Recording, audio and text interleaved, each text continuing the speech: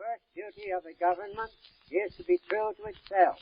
This does not mean perfection. It means it plans to strive for perfection. It means loyalty to ideals. The ideals of America were set out in the Declaration of Independence and adopted in the Constitution. They did not represent perfection attained, but perfection planned. The fundamental principle was freedom. The fathers knew that this was not yet apprehended.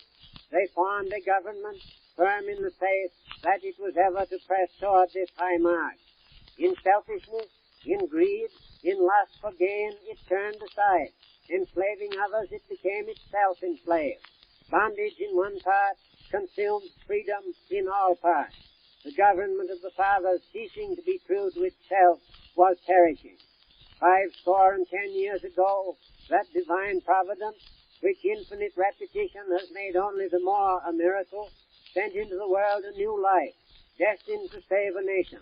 No star, no sign foretold his coming. About his cradle all was poor and mean, save only the source of all great men, the love of a wonderful woman. When she faded away in his tender years, from her deathbed in humble poverty, she dowered her son with greatness. There can be no proper observance of a birthday which forgets the mother. Into his origin, as into his life, men long have looked and wondered. In wisdom great, but in humility greater. In justice strong, but in compassion stronger. He became a leader of men by being a follower of the truth. He overcame evil with good. His presence filled the nation. He broke the might of oppression. He restored a race to its birthright.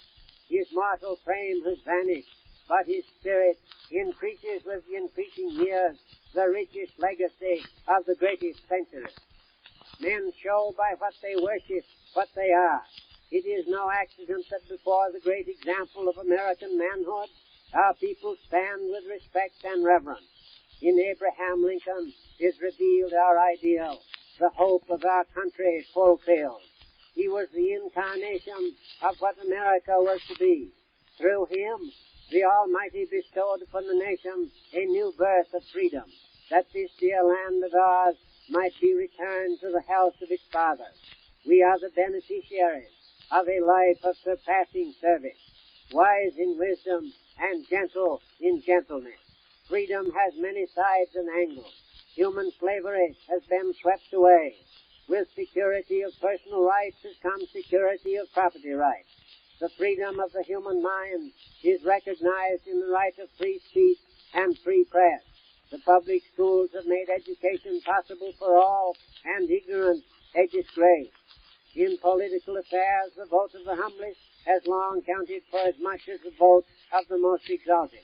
We are working towards the day when in our industrial life equal honor shall fall to equal endeavor.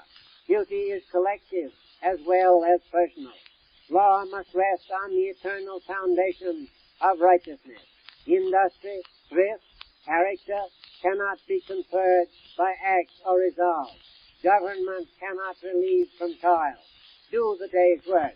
If it be to protect the rights of the weak, whoever objects, do it. If it be to help a powerful corporation better to serve the people, whatever the opposition, do that. Expect to be called a stand-patter, but don't be a stand-patter. Expect to be called a demagogue, but don't be a demagogue.